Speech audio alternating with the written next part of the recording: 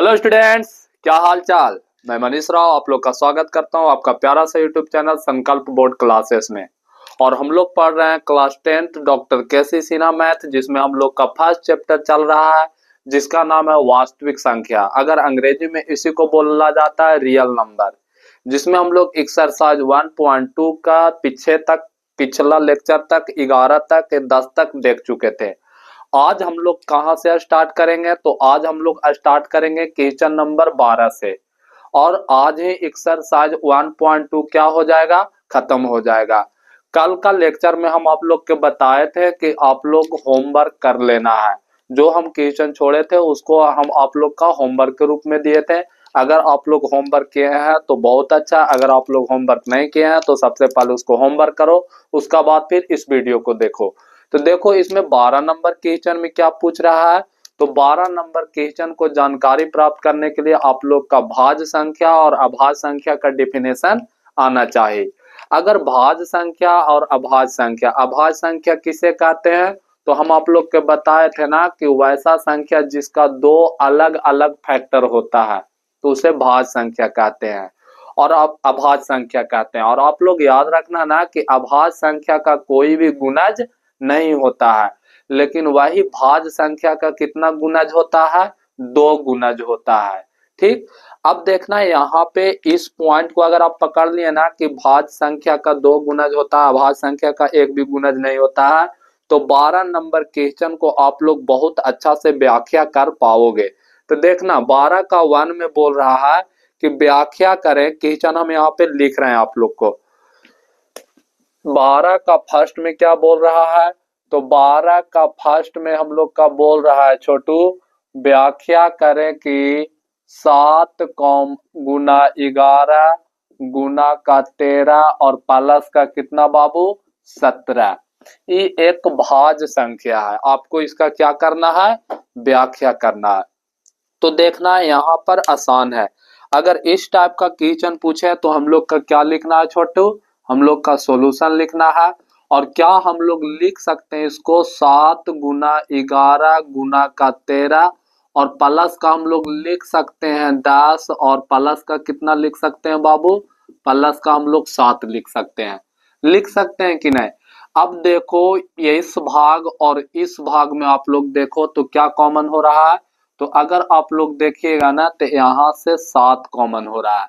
अगर हम लोग 7 कॉमन लेते हैं तो यहाँ बचा 1 इंटू में 11 इंटू का 13 और यहाँ पर कितना बचा बाबू, तो यहाँ पर हम लोग बोल सकते हैं ना कि यहाँ पे हम लोग का बचा 10। ठीक है, अगर इस टाइप से हम लोग देखें ना तो देखिएगा आप लोग ध्यान दीजिएगा, इस 10 को इस साइड में हम लोग जोड़ देते हैं तो हम लोग का कितना, अच्छा इसका प्लस में 1 कर सकते हैं। तो देखो 7 इंटू में क्या आ जाएगा 11 इंटू 13 और प्लस का 11। अगर इसको आप लोग जोड़िएगा तो देखो गुना करके और जोड़िएगा ना तो कुछ इस 2 फॉर्म में आया कि नहीं। और हम लोग क्या चीज बोले कि भाज्य संख्या का गुणज कितना होता है, 2 होता है। तो हम लोग लिख सकते हैं ना, क्या चीज लिख सकते हैं कि अतः यह एक क्या है, यह एक भाज्य संख्या है। कौन संख्या है, भाज्य संख्या। या भाज्य संख्या को हम लोग क्या बोलते हैं, संयुक्त संख्या। क्या चीज बोलते हैं छोटे, संयुक्त संख्या है। ये हम लोग का इस फॉर्म में क्या हो गया, व्याख्या हो गया। इसको आप लोग गुना करके जोड़ के लिख लीजिएगा। इसी तरह से सेकंड नंबर क्वेश्चन क्या बोल रहा है, तो सेकंड नंबर क्वेश्चन में, अच्छा इसको हम लोग 2 फॉर्म से बना सकते हैं। पहला फॉर्म तो इस मेथड हो गया, दूसरा मेथड में आप लोग क्या करो, गुना करो और लास्ट में कितना जोड़ो, 17 को जोड़ो। 17 को जोड़ोगे ना तो आप लोग ध्यान देना ना कि 17 को जोड़कर जो भी आएगा ना उसको क्या करो कि भाग देकर देखो। अगर 2 से अधिक उसका फैक्टर आ जाता है तो समझ जाइए कि वह अभाज्य है, और अगर 2 से अधिक फैक्टर नहीं आता है तो समझ जाइए क्या है, अभाज्य है। तो उस फॉर्म में आप लोग कर सकते हैं। अब देखो सेकंड नंबर क्वेश्चन में बोल रहा है कि व्याख्या करें कि 5 गुना 7 गुना 13 कितना, 5 गुना का 7 गुना का 13 और प्लस का 5 एक भाज्य संख्या है। तो हम लोग इसको भी इसी मेथड से बना सकते हैं। किस फॉर्म में? सबसे पहले सॉल्यूशन लिखेंगे, सॉल्यूशन लिखने के बाद हम लोग लिख सकते हैं 5 गुना 7 गुना 13 प्लस का 5।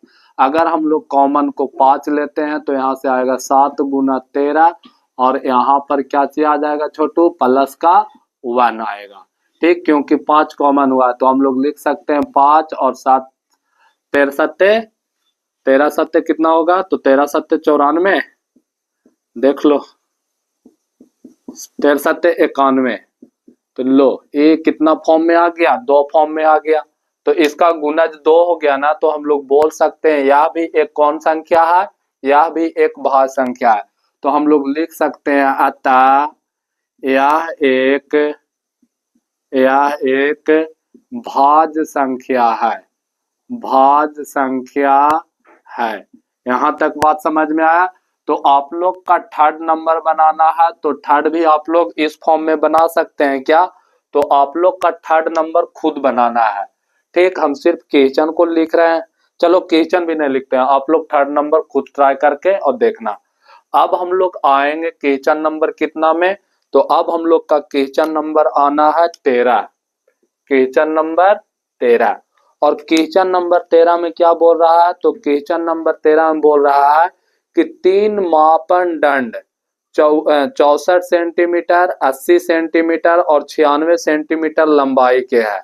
कपड़े का न्यूनतम लंबाई ज्ञात करे जिससे इन दंडों में से किसी एक का प्रयोग कर ठीक ठीक पूर्णांक संख्या में मापा जा सकता है।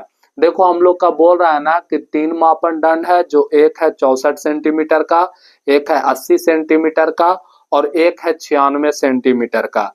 और इसमें हम लोग का कपड़ा का न्यूनतम लंबाई निकालना है जो सभी को एक समान माप सके, अच्छा तरीका से माप सके। जहां पे अगर आप लोग का न्यूनतम बोलता है ना तो आप लोग का क्या चीज ज्ञात करना होगा बाबू? एलसीएम ज्ञात करना होगा। और जहां पर आप लोग का अगर महत्तम बोलता है ना या बड़ी धारिता बोलता है ना तो आप लोग का क्या ज्ञात करना होगा? एचसीएफ ज्ञात करना होगा। तो देखो अगर आप लोग एलसीएम ज्ञात करोगे तो इसको किस फॉर्म में लिखोगे? तो कितना है? 64 है, फिर 80 है और फिर कितना है बाबू? 96 है। अगर इसको आप लोग अभाज्य गुणनखंड से एचसीएफ ज्ञात करते हो तो सबसे पहले क्या चीज लिख दो? सॉल्यूशन। और सॉल्यूशन लिखने के बाद आप लोग का क्या लिखना है? तो आप लोग का एक तरफ 64 का निकाल देना है, एक तरफ 80 का निकाल देना है और एक तरफ 96 का तोड़ देना है। अगर आप लोग इस फॉर्म में तोड़िएगा ना तो आप लोग का आंसर क्या हो जाएगा? प्राप्त हो जाएगा। और इसका आंसर कितना है? 13 का 960 सेंटीमीटर। तो देखना हम यहाँ पे ला रहे हैं, 2 मरतबे लगाएंगे तो 32, फिर 2 मरतबे लगाएंगे तो 16, फिर 2 से लगाएंगे तो 8 और फिर 2 से लगाएंगे तो 4, फिर 4 में 2 से भागा देंगे तो 2 और फिर 2 में 2 से भागा देंगे तो 1। इस तरह से इसका अभाज्य गुणनखंड हो गया। साथ ही साथ अगर हम लोग 80 को करते हैं तो 2 से भागा देंगे तो आएगा 40, फिर 2 से भागा देंगे तो आएगा 20, फिर 20 में 2 से भागा देंगे तो आएगा 10 और फिर 10 में 2 से भागा देंगे तो 5 और जब 5 में 5 से भागा देंगे तो कितना प्राप्त होगा? 1 प्राप्त होगा। इसी के साथ अगर हम लोग 96 को 2 से भागा देते हैं बाबू तो आएगा 48, 48 में अगर हम लोग 2 से भागा देते हैं तो आएगा 24, 24 में 2 से भागा देते हैं तो आएगा 12, फिर 12 में 2 से भागा देंगे तो आएगा 6, फिर 6 में 2 से भागा देंगे तो आएगा 3 और 3 में कितना से भागा देना होगा? 3 से, तो कितना आएगा बाबू? 1 आएगा। और इस टाइप का क्वेश्चन को आप लोग का हम कल बताए थे कि किस तरह से सोल्व किया जाता है। अब देखो हम लोग का क्या पूछा है छोटे? तो हम लोग का पूछा है एलसीएम। अब देखो एलसीएम निकालने से पहले आप लोग का क्या करना होगा कि 64 और 64 में 2 कितना मरतबा आया? 1 2 3 4 5 6 बार आया, तो 2 के पावर 6 लिख सकते हैं क्या? हाँ सर लिख सकते हैं। उसका बाद है 80, 80 में 2 कितना बार आया? 1 2 3 4, मतलब हम लोग लिख सकते हैं 2 के पावर 4 और 5 कितना बार आया? 1 बार, तो 5 के पावर 1। इसी तरह से 96 को हम लोग क्या लिख सकते हैं? 1 2 3 4 5, मतलब 2 के पावर 5 और हम लोग गुना में क्या लिख सकते हैं? 3 के पावर 1। अब इतना हो जाने के बाद हम लोग का क्या चीज ज्ञात करने कह रहा है बाबू? एलसीएम। और एलसीएम में कल हम आप लोग के क्या बताए थे? तो कल हम आप लोग के बताए थे ना बाबू कि कि करना क्या, इसमें अलग अलग संख्या को ढूंढो। जब अलग संख्या को ढूंढेंगे तो 2 आएगा, 5 आएगा और 3 आएगा। अब एलसीएम में अधिकतम घात लेना होता था तो 2 का अधिकतम घात कितना है, 6 है, और 5 और 3 का अधिकतम घात कितना, 1 है। अगर 2 का अधिकतम घात 6 है, इसका कहने का अर्थ है 2 कितना बार गुना होगा, 6 बार गुना होगा। तो 2 2 4 और 1 5 1 6, तो 2 दूनी के 4, 4 दूनी के 8, 8 दूनी के 16, 16 दूनी 32, 32 दूनी 64, और 64 को 5 तिहाई 15, तो 64 को 15 से गुना कीजिएगा तो कितना आएगा, 5 को 20, हाथ में 2, 6 5 30 और 2 32, हाथ में कितना, कुछ भी नहीं। उसका बाद कटकुट, यहाँ 4 एकम 4, 6 एकम 6, तो 0 4 2 6, 6 3 9, मतलब कितना आंसर आया बाबू, 960 सेंटीमीटर। तो यही हम लोग का क्या चीज है, आंसर है। लो ठीक, तो इस तरह से हम लोग 13 नंबर क्वेश्चन बना लिए। तो अगर आप लोग का 12 नंबर क्वेश्चन और 13 नंबर क्वेश्चन समझ में आया तो इसको आप लोग क्या करो, स्क्रीनशॉट करो या नोट्स करो। उसका बाद हम 14 15 नंबर क्वेश्चन बताते हैं।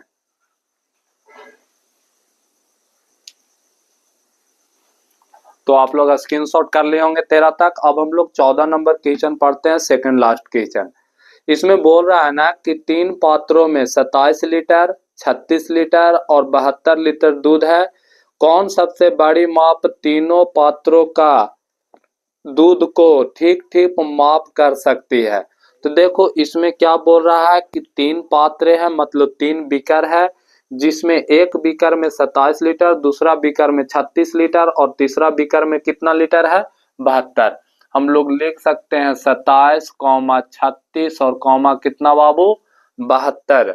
ठीक, कौन सबसे बड़ी माप है। देखो अगर आप लोग का छोटी माप बोले तो क्या चीज ज्ञात करना है, एलसीएम, और अगर आप लोग का बड़ी माप बोले तो क्या चीज ज्ञात करना है, एचसीएफ।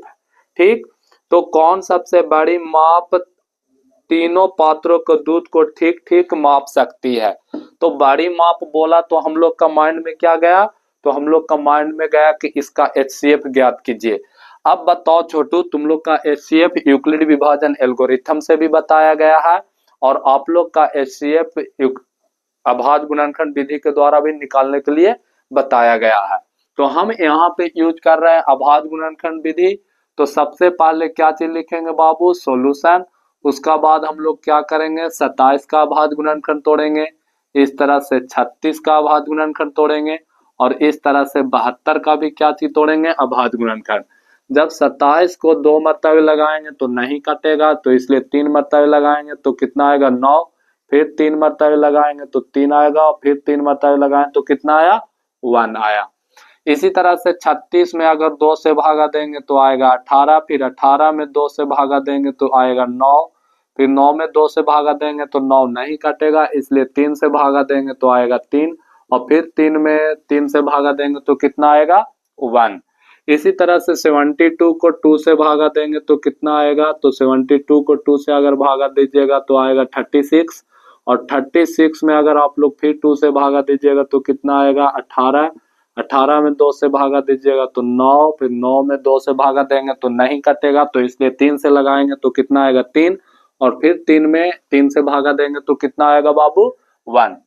अब इस तरह से हम लोग इसको लिख सकते हैं, 27 बराबर 3 के पावर 3, उसका बाद 36 बराबर लिख सकते हैं 2 के पावर 2 और 3 के पावर 2, उसका बाद हम लोग 72 बराबर लिख सकते हैं 2 के पावर 3 और 3 के पावर 2। ठीक, हम लोग का ज्ञात क्या चीज करने कहा है, एचसीएफ। और आप लोग का हम बताए थे कि यूक्लिड अभाज्य गुणनखंड विधि से एचसीएफ ज्ञात करने का सबसे कंसेप्ट क्या था, तो कंसेप्ट यह था ना कि वैसा संख्या को खोजिए जो तीनों दिया हुआ प्रश्न के संख्या में उभयनिष्ठ हो। तो देखो तीनों में उभयनिष्ठ क्या है, तो 3 है। क्या चाहिए बाबू, 3। तो उभयनिष्ठ संख्या तो हम लोग का प्राप्त हो गया कि 3 है। अब एचसीएफ के लिए अधिकतम घात के जरूरी होता था या न्यूनतम घात के जरूरी होता था, तो आप लोग बताओगे ना कि एचसीएफ के लिए जो था ना वो न्यूनतम घात का जरूरी था। तो बताओ 3 का न्यूनतम घात कितना होता है, 3 है या 2 है।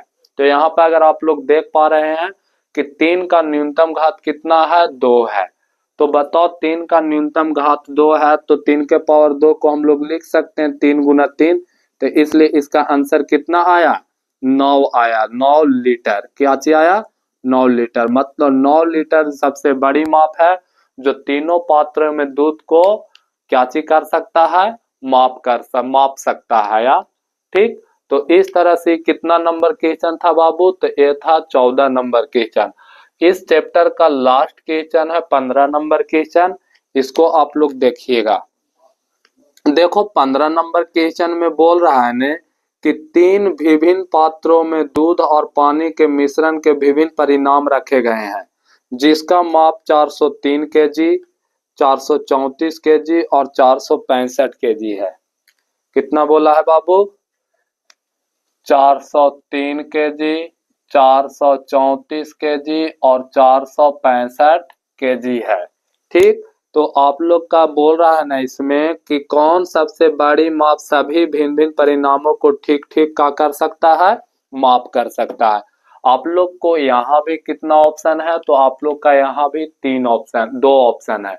चाहे आप लोग अभाज्य गुणनखंड से बड़ी माप बोला है तो HCF निकलेगा, चाहे आप अभाज्य गुणनखंड से HCF निकाल दो, नहीं तो अगर आप अभाज्य गुणनखंड से नहीं HCF निकालते हैं तो यूक्लिड विभाजन परिमेयका से निकाल दो।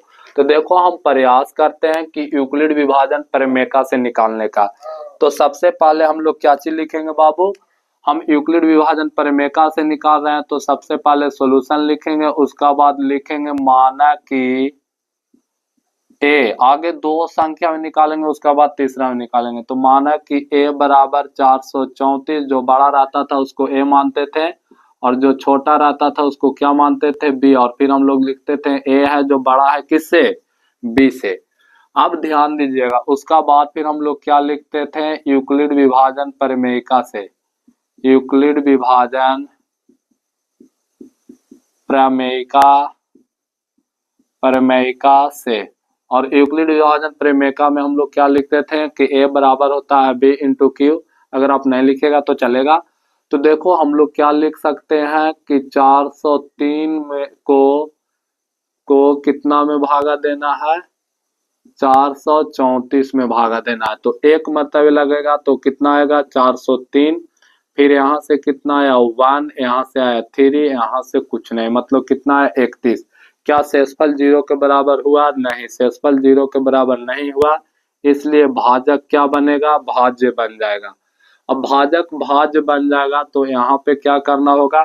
अगर 1 से लगाते हैं तो आता है 31, यहाँ पे 9 में से 1 गया तो 8, कटकुट ऊपर सूत्र कितना? 3। अब हम लोग 31 तिहाई कितना होता है? 31 दूनी कितना होता है? तो 2 एकम 2, 3 दूनी की 6। अगर हम लोग 2 मरतबे लगाते हैं तो आएगा 62। तो यहाँ से आया 1 और यहाँ से कितना आया बाबू? 2। अब देखो 2 आया तो क्या भाजक शेषफल के बराबर आया? नहीं। तो शेषफल भाजक के 0 के बराबर नहीं आया तो भाजक ही क्या बन जाएगा? भाज्य बन जाएगा। फिर एक मरतबे लगाएंगे तो कितना आएगा? 21 आएगा। तो यहाँ से कितना आया बाबू? घट के 10 आया। फिर शेषफल 0 के बराबर नहीं आया, इसलिए भाजक क्या बनेगा? भाज्य बनेगा। फिर एक मरतबे लगाएंगे तो कितना आया? 10। 21 में से 10 जाएगा तो कितना बचेगा? 11। ठीक, अब यहाँ पे आप लोग का देखना है ना कि यहाँ पर कितना बचा बाबू? 11। अब 11 कंफर्म 11 बचा। अब देखिएगा इस फॉर्म में तो यहाँ से कितना प्राप्त हो रहा है?